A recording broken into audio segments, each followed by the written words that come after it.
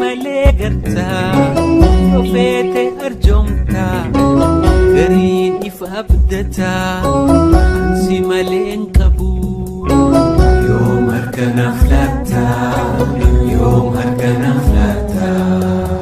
Otoo nutti himanii fi namni nun barsiisiin guddina qaama keenyaa waliin kan argannu keessaa tokko jaalaladha. Yeroon ani kutaa 8 baradhu ture. Ati immoo yeroos kutaa 12 baratta. Namoonni hedduu na ajaa'ibsiifatanii fi na dinqisiifatanis ani garuu nama tokko qofaaf akkan ta'u yoggasuma nan beekan ture. Gaaffiiwwan jaalalaa guyyaa guyyaan harka koorra gahan keessaa kanan keessummeessisiisuu danda'e gaaffii jaalalaa kee qofa ture. Ati waan ati ittiin na tuqxe beekuu baadhus siif jedheen lubbuu kooyyuu nan dhaban ture. Lubbuu gaaddisan qabne lubbuu gaaddisan qabne lubbuu gaaddisan qabne. Ni yaadatta kiyyaa koo jaalalli keenya jaalala ijoollummaa waan tureef kan nutti naafanis ture. Atis akka carraa ta'ee milkooftee qabxiin maatirikii kutaa 12ffaa siif dhufee yuunivarsiitii deemte. Yeroo boqonnaa dhuftuttis ganna yeroo hundaa wal argina. Hanga wal arginuttis baay'ee wal dheebonna ture. Jaalala dhugaa fageenyaan hin daangoofnee fi ana hin jedhamne waliif qabna ture. Akka ati sirriitti na jaallattu allabbee kootiin nan beeka. Anillee akka ani si jaalladhu atis ni beekta. Dubbiin hedduun anaaf si gidduu deddeemanis anaaf si akka addaan hin baane irra deddeebisuun dirqisiisnee walitti himna ture. Ni yaadatta kiyyaa koo yeroo waggaa arfaffaa barattu appaarentii baate jaalala guddaa waan anaaf qabduuf bakkan ani jirutti magaalaa Naqqamteetti ture waliin dabarsine. Yeroo kanatti abbaan kee waan baay'ee isaan dhukkubaniif gargaarsallee hanga kanaatti waan hin qabneef yeroon ani argadhu nyaannee yeroo abnummoo waliin beelofne anis abbaa kee akka abbaa kootti sooraa waliin jiraanna ture. Hiriyoonni koo yeroon kana hundumaa si waliin taasisu akkan ani maraadhee fi sammuun koo sirrii hin taane yeroo hedduu natti himu. Yaa kiyyaa koo ani garuu jireenya koo guutuu waan siin filadheef namoota mamii fi shakkii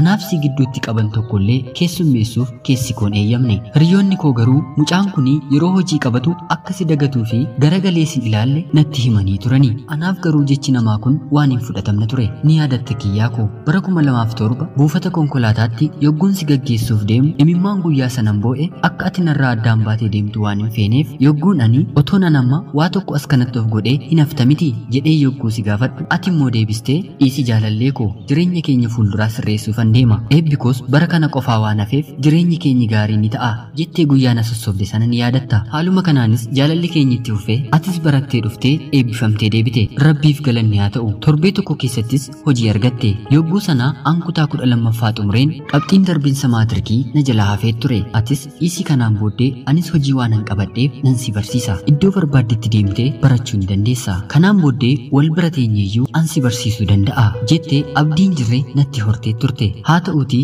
abbaa kee waan baay'ee dhukkubuuf gargaarsa guddaa waan barbaadaniif akka ati isaan gargaartuu fi dhukkuba isaaniirraas akka dandamatanii jechaa akkanumallee maatii koo kanaan booddee rakkisu jedheen gara Bishooftuutti faabrikaa keessa hojjechuuf imala koon godhe. Yeroo kanatti guyyaa hedduu tonguutiin wantan sirraa fagaadheef jaalalli keenya hir'achuu eegale.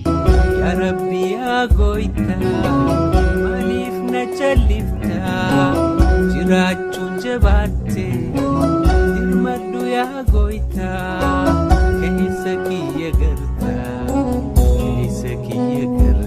Hiriyoonni koos sababa isaan kana godhanii fi beekuu baadhus dubbiin taane siin dhageessisuu jalqabani. Atis isaaniin dhaggeeffachuu jalqabde. Dubbiin olola oofuu anaaf si gidduu jiraattus jaalalli dhugaa jaalaluma dhugaadhaatii ati anaaf ani siif bakka guddaa waan walii qabnuuf baay'ee waan na yaaddeef hadaraa kee boqonnaa guyyaa xiqqoodhaaf fudhuutii gara kookoottu naan jette. Hojii faabrikaa keessatti eeyyama argachuu waan ulfaatuuf isuma keessaayyuu kan guyyaa lama argadhe gara kee magaalaan ani kanaan dura hin beekne gara magaalaa Shaambuutti imale. Atis na fudhattee qubeelaa naa fiitee sarpiraayiz na goote. Anis gammadee kanaan booddee hariiroon keenya akka addaan hin cinne waadaan sii gale. Yaadadhu guyyaan kun guyyaa waadaati. Waadaa walii gallee guyyaan deebi'ee bakka hojii galu kanatti guyyaa eeyyama naaf laataman irra guyyaa lama waanan dabarseef baay'ee na rakkisanii. Haalli jireenya faabrikaas waan baay'ee ulfaatuuf yeroo yerootti an kana sitti himaa waanan tureef atis koottuu na bira taa'inaan jette. Anis ishi jedheen hojii koo dhiiseen si maddii taa'uu eegale. Haaluma kanaan otoo waliin jiraachaa jirruu jireenyi waan ulfaachuu jalqabde qabdeef maaliif ani biyya hambaa deemeen hanga tokko hojjedheen dhufuun siin jedhe. Atis gaaffii koof battalumatti hojjechuu ni dandeessa naan jette. Anis jireenya keenya ni fooyyeffannadheen piroosesii magaalaa Finfinnee obboleettii koo bira taa'een eegale. Yogguun achi deemee jalqabu kanatti ati yaada kee jijjiirtee obboleettii kootti maal taatee maalitti hir'atee jennaan biyya hambaa deemti naan jette. Anis isa ati ana biratti walii galtee ishee biratti wanta biraa haasoftu sitti qabameen ture. Hinuma yeroon suni maatii koo biratti waraqaa kan ergite ture. Haa ta'uutii garuu dhimma amantii irratti akka anaaf si waliin galle aariin ati hin deemtu naan jechaa jirtus mataa waan natti jabaateef anis nan si dide amantii koo hin jijjiiruun jedhe. Guyyaan imala koos gahee biyya hambaatti imaluuf gaafan ani koottuu na gaggeessisiin jedhu ati hin na didde. Si kadhadheen halkan guutuu na boosisaa bulte. Namas sitti ergee jennaan haa deemtuu ishiin abbaa manaa kabraa qabdi heerumteetti naan jette. Anis otoon boo'uu fi gadduu biyya hambaattiin imale. Ergan achi gahee booddees namoonni dubbii sobaa akka ani heerume godhanii akkasitti man biran gahe. Kun anaan taa'iif dhaabii na dhawwee biyya hambaatti akkan ani seeraan hin hojjenne sammuu koo na jeeqe. Haaluma kanaanis dhukkubni garaagaraa yeroo garaagaraatti na qabachuun fayyaa koo irratti dhiibbaa geessisaa dhufe. Hojjechuus waanan dadhabeef ji'a ja'a otoon guutiin biyya Dubaay irraa gara biyya kootti imale. Etunaaf wayyina dhimma dhugaa yoonaa siwaame moolaana siwaame moolaana. Ergan biyya koo dhufees bakka ati jirtu dhufeen dhiifama jilba keetti kufeen si gaafadhe. Dhiifamni ati guyyaa sana naaf goote sun jireenya koo kan jijjiire ture. Anis abdii lammaffaa jireenya koof nan horadhe. Haaluma kanaan ati bakka hojii kee ani obboleettii koo bira ji'a 10 magaalaa Finfinnee keessan taa'e. Yeroo kana hundumaatti guyya tokkoyyuu ati feetee naaf bilbiltee hin beektu. Baay'ees nan rakkadhe. Nama na gargaarus nan dhabe. Deebi'een biyya hambaatti imaluu barbaadus nama qarshii naaf liqeessu nan dhabe.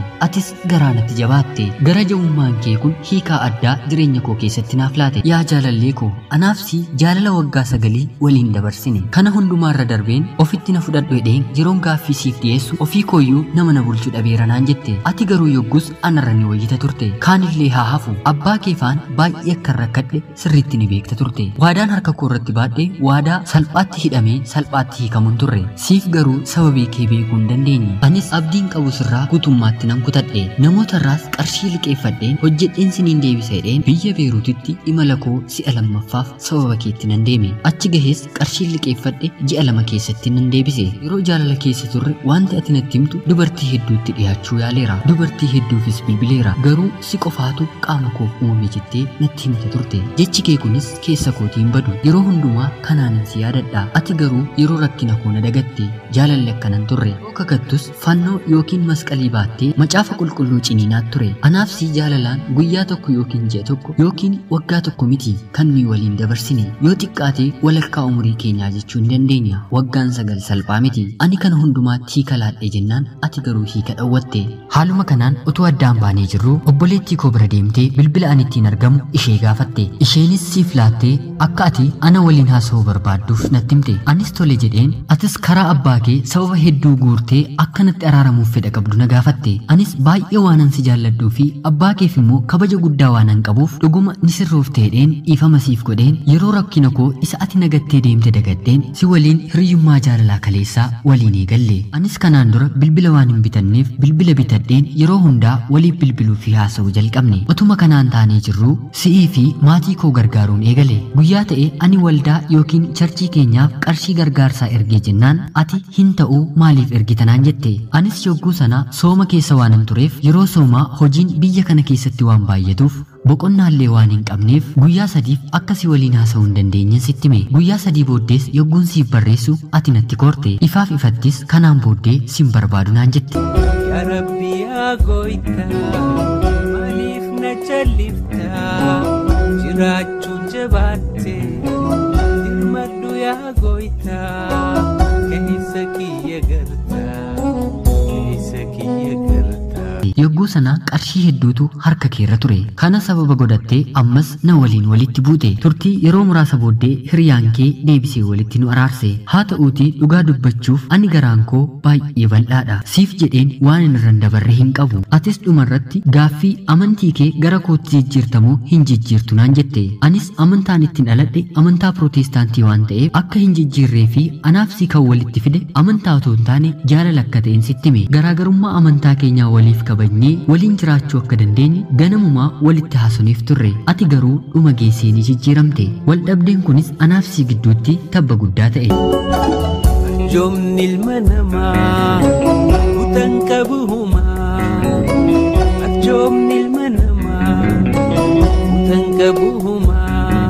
Atis yeroo ammaa kana hiriyaasii waliin fiildii tokko baratte fuudhuuf akka waraqaa ergattee cidha godhachuudhaaf akka qophoofteettu dhagaheera. Waaqayyo jireenya kee siif haa eebbisu. Ati garuu otoon ani heerumee ijoollee lama godhadheeyyuu otuu hin fuune ta'ee akka dhuftee natti heerumtu oolmaan yeroon abbaan kee dhukkubsate ani siif oole akka yeroo kamiyyuu sammuu kee keessaa hin banne yoon dagadhees imimmaan kee cubbuu akkanatti ta'u jettee turte. Ani garuu sin abaaru. Waaqni hojii kee siif haa laatu. Ani maqaa kee hin dha'u. Maqaa kee Rabbi haa dha'u. Hiriyaa koo amma hoolotaa jirtuuf hiriyaa kee beeruutiin jiraadhu. Jaalalaa fi hiriyyummaan akkanumallee waliin jiraachuu walumatti waggaa 9 kan waliin dabarsin nagaatti.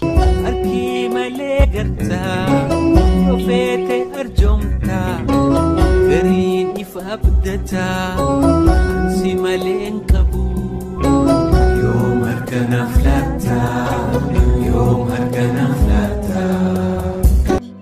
Ashamaa akkam jirtu kabajamtoota hordoftoota qophii Oromiyaa 24 nageenya keenya isiniin daganne nageenyiif jaalalli tokkummaan bakka jirtan hundumaatti hunduma keessaniif isiniif haa ta'u jecha egaan guyyaa har'aas xalayyaa baay'ee nama gaddisiisu garuu seenaa isaa keessatti obsaaf abdii cimaa garuu ammayyuu deebii waaqarraa kan eegu obboleettiin keenyi tokko Beeruut irraa nuuf ergitee isiniif dubbiseen ka'e. Obboleettii koof Waaqayyo jajjabinaa fi kan kanaan olii akkasiif laatu jireenyi kun kan jalqabaa malee kan xumuraa akka hin taane gaarummaa ati hiriyaa kee jalqabaa tursuudhaaf wanta ati goote hunduu Waaqayyo akkasiif kaffaluu abdii godhachaa akka jiraattu asumaan dhaamsa koo siifan dhaama. Kabajamoo dhaggeeffattootaaf hordoftoota qophii Oromiyaa 24 obboleettiin keenyi komentii jalaa yaada jajjabinaa keessanii fi maal akka gochuu dandeessu jireenya isheef ifa kan ta'u yaada akka laattanii fi isin eeggachaa jirti. Isin immoo akka irraa barattan homaa shakkii hin qabu. Namoonni chaanalii keenyaaf haaraa taatanillee Oromiyaa 24 xalayyaawwan keessan seenaa nama jajjabeessuuf nama barsiisu akkanumallee fakkeenya nuuf ta'u guyyaa guyyaadhaan qabattee dhiyaatti.